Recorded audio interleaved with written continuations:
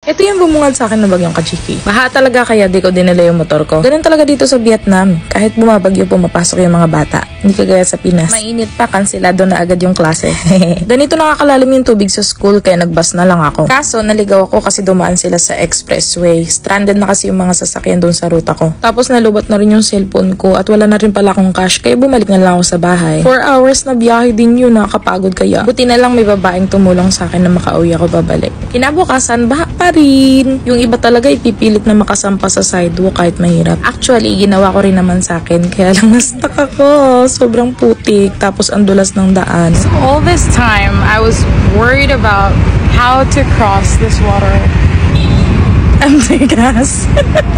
Buti na lang nakita ko kagad yung gas ko. Salamat na lang dito kay kuya talaga. Hindi siya nakakapag-English pero tinulungan niya ako makaalis sa putikan.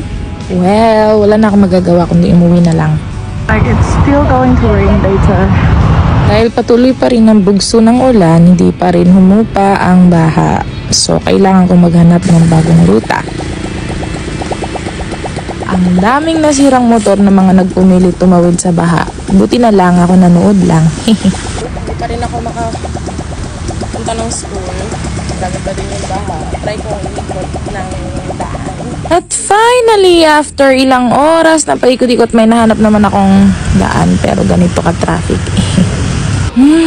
Nakasurvive din this week!